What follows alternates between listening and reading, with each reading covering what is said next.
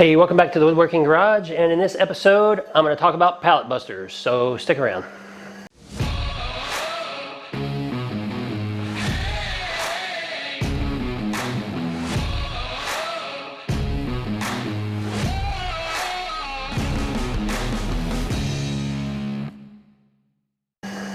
Hey, in this episode I just wanted to take a quick minute to talk about some pallet busters. I purchased two recently, and I wanted to talk about each of them. One of them I like, one of them I don't like very much at all.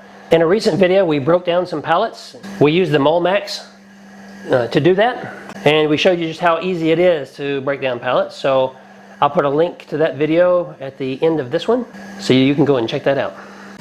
Okay, so I purchased the Molmax because it was highly rated, and I also found this deck demon, primarily used to take apart decks.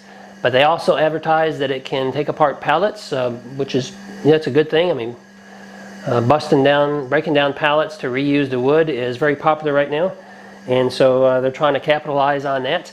But I will tell you that it doesn't work as well as the Molmax does, and here's why. Down here at the end, you have these two claws, and they're great for removing nails. But because this thing is, 20 pounds, 25 pounds or something, it is a little gimmicky to try to handle it in order to grab a nail and pull it out of a pallet. And as we demonstrated in our previous video, it's just real easy to use a regular claw hammer on your workbench to pull out those nails. So I didn't care for it so much for that feature. Also, the end of the tool is rather sharp, just like a hammer claw is. So it's sharp and pointy. So when you're trying to pry up those boards, these are kind of gouging the wood on the underside, and I don't care for that so much either. And lastly, I noticed that the wood tends to split more, and you damage the wood beyond repair because it's, you split the wood when you're trying to break down the pallet using this tool. And I think maybe one of the reasons that the Molmax works better is because these forks out here are flat. They're just a little bit wider, so it grabs more of the board on the underside, and there's certainly no sharp edges on it that's going to gouge the wood. So because of those reasons, it works better to remove the boards. Now, if you're shopping for a pallet buster, you're going to find that there's a lot of different variations on the internet, maybe in your home center. But I like this one because the handle, it comes apart into three sections. So it's easier for you to store it if you don't have a lot of space. So I do like that aspect of it. Also, I really like this one because the width between these forks here allows you to get between a 4x4. They're nice and wide, and so some pallets are built with some bigger timbers, and you can straddle that timber in order to break the boards loose.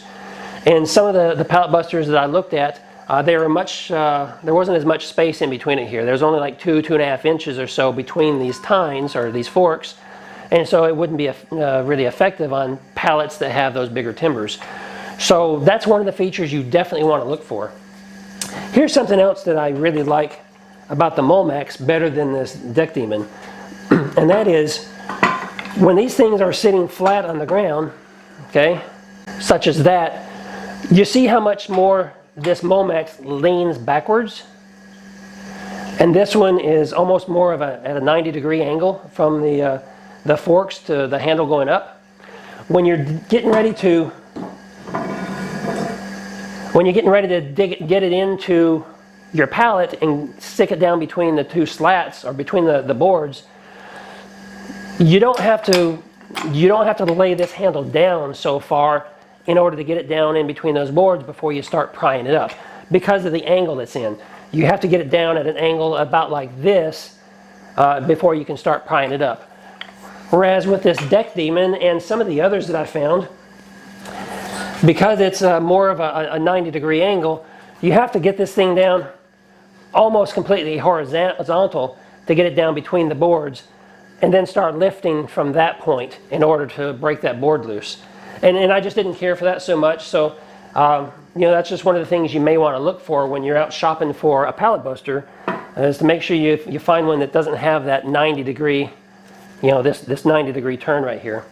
And also make sure you get one that doesn't have really sharp edges like these claws down here at the bottom, because you don't want to damage the wood you're trying to salvage, because you want to be able to reuse it and repurpose it for whatever project you're working on.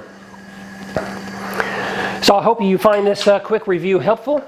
I am going to have links to both of these in the description below, so you can go check them out.